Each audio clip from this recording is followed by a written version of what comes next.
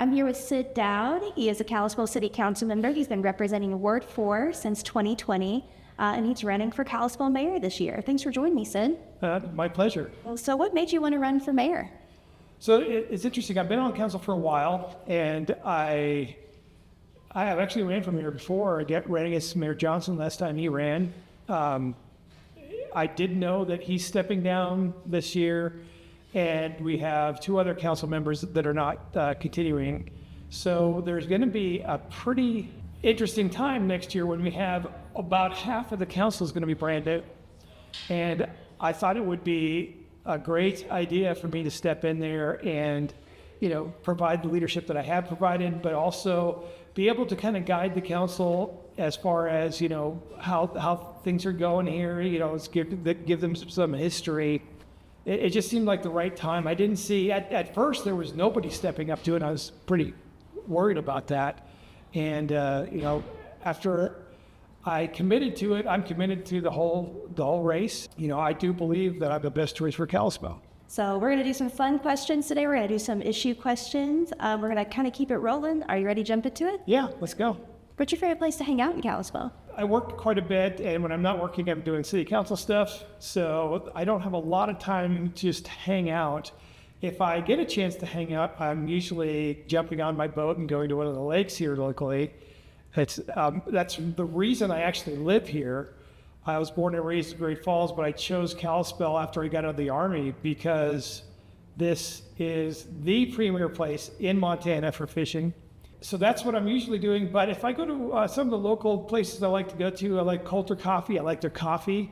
I like their atmosphere. I like Foley or Fali over in Evergreen. It's my favorite food. I love Asian cuisine. And, I also hang out with a lot of community groups. So me and my wife volunteer for about everything here in the Valley. If you can name an event, it's likely that we either currently volunteer for it or have in the past. What's your vision for Main Street? So the Main Street vision that I have is for people to actually live down here. And part of that story is to be able to replace the infrastructure along Main Street. Believe it or not, the Downtown Safety Action Plan did not have infrastructure in it. It wasn't appropriate for a safety plan. But if we were going to tear up the street, we were going to do that at the same time. But it became clear to me when the plan has been in place since 2017. It's still an active project on our list. It's just not funded. So when we pursued funding a few weeks ago, a month or so ago, it was clear to me that the people of Kalispell overwhelmingly did not want it. And so I feel that it's my responsibility as an elected official to represent them effectively. And I will listen and I will execute the will of the people. That, I believe, is my primary function on council. You touched on public safety there just a little bit with the Sure. street safety side of things. What other ways would you try to improve public safety in Kalispell? So, part of this plan that I really liked was the raised, flashy crosswalks by St. Matthews. Mm-hmm. The children basically shy away and they're told not to cross the street because it's dangerous for them to walk across. And they're kids, they make bad decisions, sometimes, and you don't want a bunch of kids getting hit. So anyway, they shy away from that. In fact, we cut our school districts off along Main Street because we don't want kids to be able to have to cross there either on bikes or walking.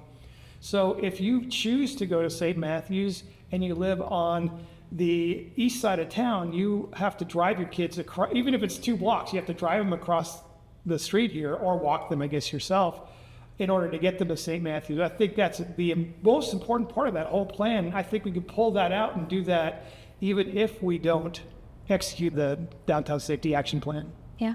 Are you a reader? I am. I used to read a whole bunch of novels, but since I've been on City Council for the last 6 years, most of my reading, unfortunately, is our council information packets that we get every Thursday. So we get one for the council meetings, we get one for the council working sessions, and I take that really seriously. I want to go to those meetings prepared to be able to ask pertinent questions. Yeah. And boy, that takes up a lot of time. When I'm not reading that, I do, I'm part of the liberty movement around the nation. I like to read things that are happening in Congress, whether it makes me angry or not. Would you lobby for a local option sales tax in Kalispell? I would only do that if it were to replace another tax that people can't avoid. So if it were to reduce property tax, sure. But you can't have just going after the local option sales tax by itself, because government is greedy. And if they added that tax, they would be loath to reduce another tax or remove another tax. So I think that over the 6 years of time here, we've pursued it quite a few times as a city, lobbying the state for it. I don't think we're ever going to get it.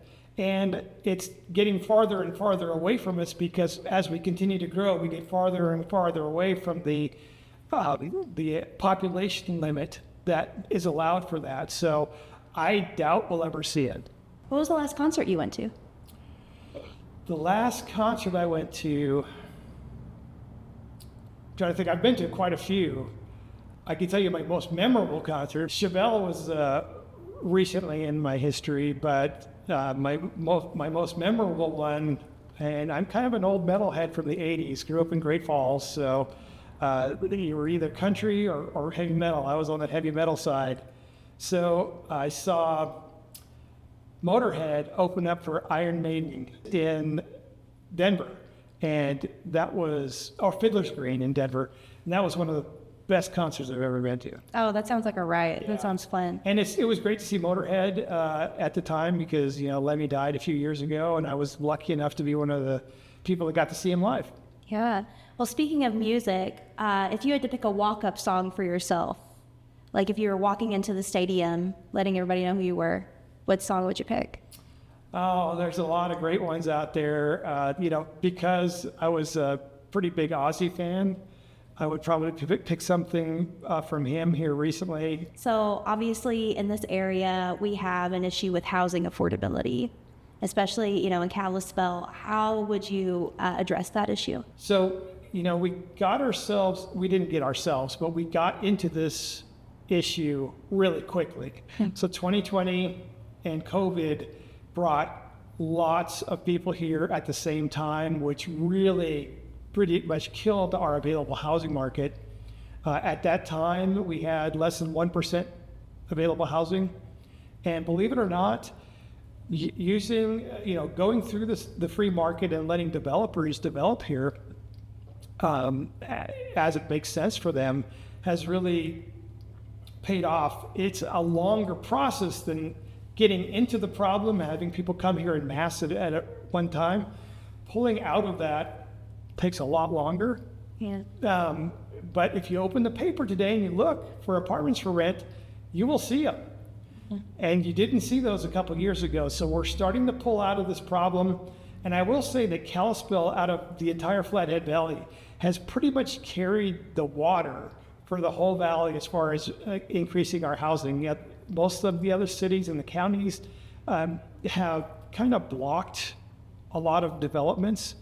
And that's something I don't believe in. If a developer comes to us with a plan, we have to look at it and say, this is their private property. Would you want me to stifle your private property? The one thing I will say, though, is now that we're over the emergency period of time, we need to do smart development. And, you know, here's an example of what's going on. During the COVID era, we had doctors that would come to work at the hospital here. They couldn't find a place to live, so they were renting a one-bedroom apartment. That one-bedroom apartment is really not appropriate for them. That's where our service level people are supposed to live. So even if a developer comes in and builds $1 million house and that doctor moves into that house, he's opening up that for somebody else, and it kind of just goes on down the line like that. So I have a different view of affordable housing than a lot of people. I think we just need inventory. And, you know, the builders around here are going to build what makes sense and what's going to sell. So they're going to basically select what they build, and, you know, they'll saturate the market to the point where there's enough competition to drive prices down. Then they'll move on to, you know, what else they want to do. But I'm really proud of our multifamily that's gone up here over the past 2 years. I think we have attacked that very hard as a community. It's not the city's job to build.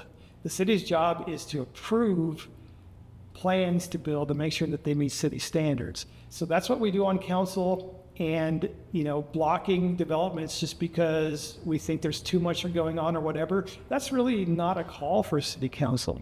I do think it's getting a little bit better. As someone who It's rents, getting a little it's bit getting better. a little bit better, which is such a relief because, it was crunch time there for a minute. It was. I actually lost, so I rent my house. Oh, okay. And I lost my house in 2021 because prices went up so much, my landlord just sold. Yeah. And we were out in a month during COVID when nothing was available, and I had to move within the same ward or I would have got kicked out of city council. Oh, man. So that was, I understand what that pressure's like. Yeah, we were almost homeless, but luckily we found a great place, and I love where we live now and our landlords, and I'm in Ward 4 still. I can still represent my blue-collar young family people. If you could have a conversation with anyone in history, who would you pick? I think I would pick Adam Smith. He's one of my favorite classic liberal architects, philosophers, whatever you want to call them. I really loved how he approached for schooling, for one. And that's not something that usually the liberty movement focuses on, but just like Thomas Jefferson also believed that you should have at least 4 years of school, and it should be 4 years at least that include history so that we don't repeat the bad things that we do in history.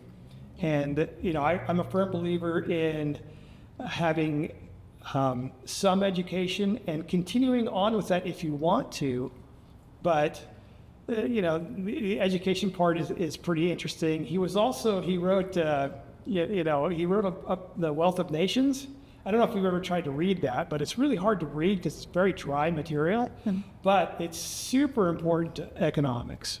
And, as I wish I could go back in time, back to college and say, I want to be an economics major instead, because I found that has bigger dividends that it pays off in my own life over time, and I understand how kind of some of the economy works together. And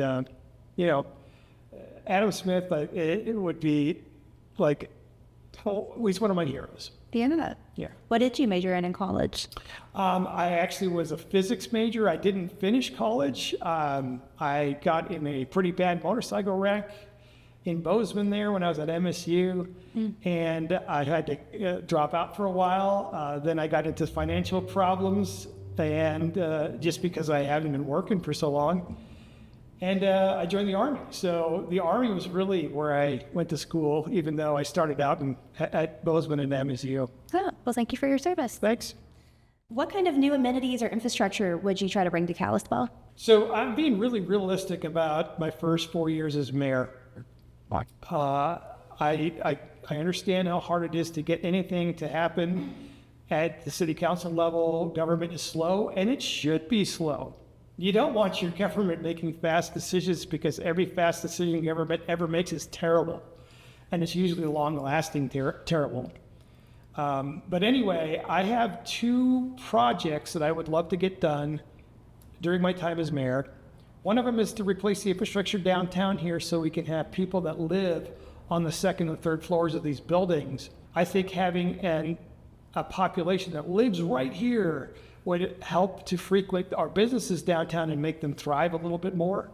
Plus, the building owners would get a lot more value out of their property, and that's, I'm all about property rights and you leveraging a property, so that I'm a strong believer in that. The second thing I would like to do is revive our community garden. So Kalispell has a community garden. It's kind of gone by the wayside pretty much since COVID. I want to bring it back, and I'm looking for nonprofits to partner to do that, so that the city really only provides the land, the city provides, we'll mow the grass, and we'll let them use our water, but it's going to be run, and all the operations are going to be run by a nonprofit or a group of nonprofits, because food insecurity right now is a huge thing. Yeah. We saw that, nothing pointed that out to us better than COVID. When you don't have stuff on the shelves, life gets concerning. Yeah. So if you live in a multifamily environment, or if you're older and you just can't take care of a garden by yourself, I want those people to be able to have a place to go to grow their own fruits and vegetables. And if I can, I would love to stick a chicken coop out there for eggs as well. I'm trying to work that out with the city staff to see if it's something that we can do. But that is a passion of mine. I want people to be able to grow their own fruits and vegetables. You can also, if we did a local option sales tax, you could avoid it by growing your own vegetables, right? Yeah. You can't avoid property tax. You can't avoid income tax, but you can avoid sales tax to a certain degree. Yeah, for your veggies, Yes. for your eggs, Yeah, and which are expensive. Yeah. I can't believe the price of eggs today. I can't believe the price of vegetables. You know, we saw that we had to go to interesting places to get food while all of the supply chain was shut down. It's never really come back. And now we're still having struggles with supply chain and, you know, finding the people that we want to deliver to our stores here. But as an aside, we also found out who the important people were during COVID. Yeah.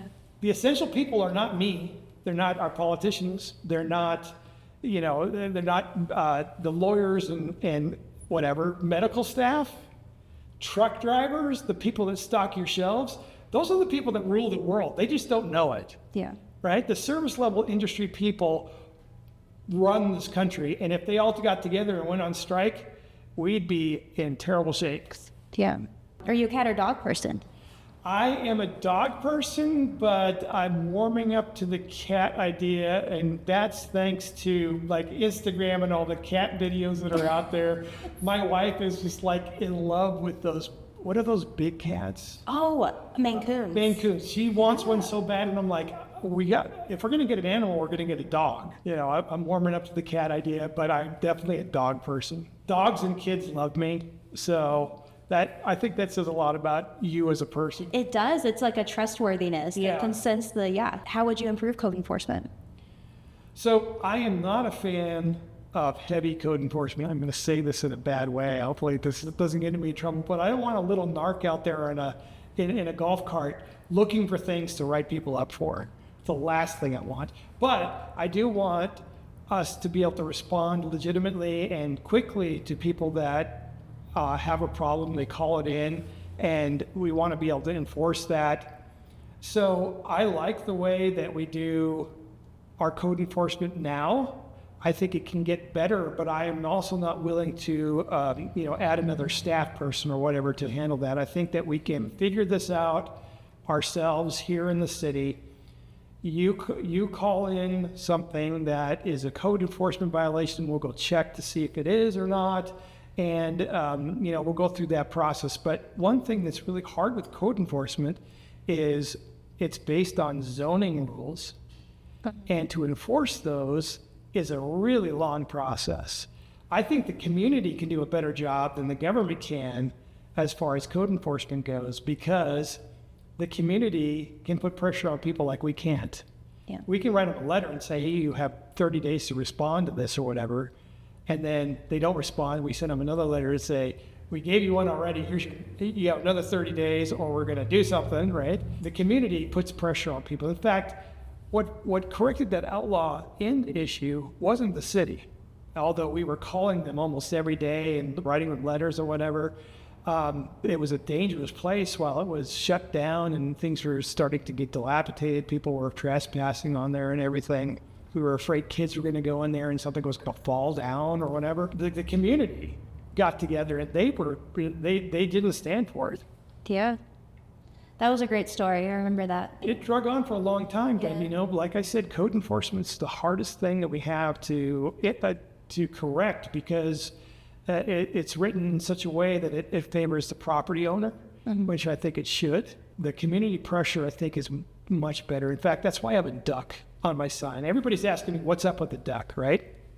So the duck is the Woodland Park duck issue that we had. The domestic ducks and geese in Woodland Park. And that is iconic to me. I grabbed that logo. I'm going to use the duck forever because it reminds me that the community is much better at solving problems than the government ever can be. And it's much more efficient and it's more quick. So if you remember that issue, we were begged for years to bring this to council, to do something about the ducks and geese there, to have overran that park. The pond was in bad shape. There was duck scat everywhere. Kids couldn't play on that new $50 billion playground that was there, or 25 million, whatever. It was a lot. It wasn't a million. Sorry, it was thousands of dollars. Yeah. But anyway, kids couldn't even play there because they got their animal cracker. They're trying to walk over there, and the geese would just tackle them and take their cracker, right? And it just scared kids. Yeah. So we were given by Fish and Game 4 different ways to kill ducks, and I was like, this is ridiculous. This is our answer to this problem. And the community heard about it that night. They freaked out. They're like, the city council's going to go kill all the ducks and geese. Yeah. And that was the story that came out in social media. Mm-hmm. And within 2 weeks, the community got together. They rounded up hundreds of volunteers to go down there, round up the ducks and geese. They found 2 waterfowl experts that took out the native ducks and geese, because those are protected and you can't do anything with those guys. Mm-hmm. And they adopted out every single duck and goose that wasn't native. That's cool. Yeah, and in 2 weeks, the community has completely solved that problem. I love that story. It is kind of core to my being right now. So I guess just one last question for you. What do you think the role of mayor should be in Kalispell? So that's a great question. And so the role of the mayor is one of 9 voting members on the council, okay? The mayor leads the council, he runs the meetings, he's the spokesman of the city, but I'll have to go back, and I think I have a different view on this than everybody else. The mayor's primary job is to listen to the community and to execute the will of the people, period. If you do that, you're doing a good job as mayor. Well, this has been really fun, Sid. Thanks for being here. Thank you. Since 1912, the Kalispell Grand Hotel has welcomed travelers to the heart of downtown Kalispell. A century of history echoes through its halls, from the original architecture to the stories of guests who made it their home away from home. Today, the tradition continues. Historic charm meets modern comfort, just steps from local shops, restaurants, and the beauty of Montana's Flathead Valley. Experience history. Stay at the Kalispell Grand Hotel. Visit kalispellgrand.com to book your stay today.